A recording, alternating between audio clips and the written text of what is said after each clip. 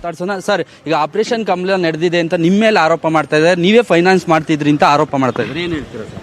ನೋಡಿ, ಅದ್ರ ಬಗ್ಗೆ ಈಗ ಏನು ಆಡಿಯೋದಲ್ಲಿ ಬೆಳಗ್ಗೆಯಿಂದ ಬರ್ತಾ ಇದೆ, ಅದ್ರ ಮೇಲೆ ನೋಡ್ಕೊಂಡು ಯಾವುದೋ ತೀರ್ಮಾನ ಮಾಡೋಕ್ಕಾಗಿಲ್ಲ. ಅದನ್ನು ಯಾರು ಹೇಳಿದ್ದಾರೆ? ನಾನು ಆಗಲೇ ಹೇಳಿದಾಗೆ ಈ ಆಡಿಯೋ ಎಲ್ಲ ಮುಗಿದು ಘಟನೆಗಳು ಬಂದು 4-5 ದಿನಗಳು ಆದರೂ ಕೂಡ ಇಷ್ಟು ದಿನ ಯಾಕೆ ಬಿಡುಗಡೆ ಮಾಡಲಿಲ್ಲ? ಹಾಗಾದ್ರೆ ಫುಲ್ ಕಂಪ್ಲೀಟ್ ಆಡಿಯೋ ಟೇಪನ್ನು ಮತ್ತು ಯಾರು ಇದು ಮಾಡಿರೋದು? ಒಬ್ಬ ಶಾಸಕನ ಪುತ್ರ ಮಾಡಿರ್ತಕ್ಕಂಥದ್ದು, ಸನ್ಮಾನ್ಯ ಮುಖ್ಯಮಂತ್ರಿಗಳ PA OST ಇದನ್ನ ರೆಕಾರ್ಡ್ ಮಾಡ್ಕೊಂಡು ಈಗ ಷಡ್ಯಂತ್ರ ಮಾಡಿದ್ದಾರೆ ಇವರು HDK ಷಡ್ಯಂತ್ರ ಮಾಡಿದ ಆಡಿಯೋ ರೆಕಾರ್ಡ್ ಮಾಡಿ. ನಿಮ್ಗೆ ಇನ್ನೂ ಅನುಮಾನ ಇದೆ ಅಂತಂದ್ರೆ ಬರೋ ದಿನಗಳಲ್ಲಿ ಗೊತ್ತಾಗುತ್ತೆ ಇದ್ರ ಬಗ್ಗೆ. ಅಲ್ಲ, ಈಗ ನಿಮ್ ಜೊತೆ ಮಾತಾಡ್ತಾರೆ, ಅಲ್ಲಿ ಮಾತಾಡ್ಕೊಂಡು ನಿಮಗೆ ಕಾಲ್ ಮಾಡ್ತಾರೆ ಕೂತ್ಕೊಂಡು, ಅದ್ರ ಬಗ್ಗೆ ಏನ್ ಹೇಳ್ತೀರಾ? ನೋಡಿ, ನಾನು ಇನ್ನೂ ಅದು ಪೂರಾ ಆಡಿಯೋ ಟೇಪನ್ನು ನೋಡಿಲ್ಲ, ಬಂದು ಮಾತಾಡ್ತೀನಿ. ನೀವು ಕರೆದಿದ್ದೀರಿ, ನಾನೇನೆಲ್ಲೋ ಓಡೋಗ್ತಾ ಇಲ್ಲ, ಇಲ್ಲೇ ಇದ್ದೀನಿ. ಅದು ಪೂರಾ ಟೇಪ್ ನೋಡಿ ಆಮೇಲೆ ಅದ್ರ ಪ್ರತಿಕ್ರಿಯೆ. ಈಗ ಸಾಕಷ್ಟು ಹಿನ್ನಡೆ ಆಗ್ತಾ ಇದೆ, BJP ಯಡಿಯೂರಪ್ಪ ನಿಮ್ಗೆ ಎಲ್ಲ ಆಪರೇಷನ್ ಕಮಲ ಮಾಡ್ತಾ ಇದ್ದಾರೆ ಅಂತ ಎಲ್ಲ ಹೈಕಮಾಂಡ್ ಲೆವೆಲ್ ಇಂದಲೂ ಸಹ ಸಾಕಷ್ಟು ಒತ್ತಡ ಬರ್ತಾ ಇದೆ.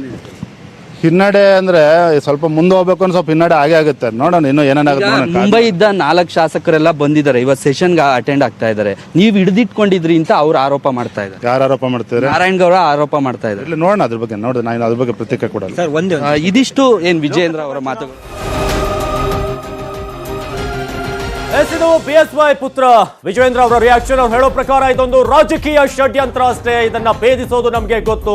ತಮ್ಮ ಕುರ್ಚಿಯನ್ನ ಉಳಿಸಿಕೊಳ್ಳೋಕೆ ಅವರು ಪ್ರಯತ್ನವನ್ನು ಮಾಡ್ತಿದ್ದಾರೆ. ಮರಂಕಲ್ ದೂರನ್ನ ನೀಡಿದ್ರು ಕೂಡ ಯಾರೂ ಪಡೆದುಕೊಳ್ಳಿಲ್ಲ, ಒಂದು ಸೌಜನ್ಯಯುತವಾಗಿ ಅವ್ರನ್ನ ನಡೆಸ್ಕೊಳ್ಳಿಲ್ಲ ಅನ್ನೋದು ಮಾತನ್ನ ವಿಜಯೇಂದ್ರ ಅವರು ಹೇಳಿದ್ದಾರೆ. ಇದು ರಾಜಕೀಯ ಷಡ್ಯಂತ್ರ, ಕಟ್ ಪೇಸ್ಟ್ ಮಾಡಲಾಗಿದೆ. ಬೇಕಾಗಿದ್ದನ್ನು ಅವರು ಇನ್ಸರ್ಟ್ ಮಾಡ್ಕೊಂಡಿದ್ದಾರೆ.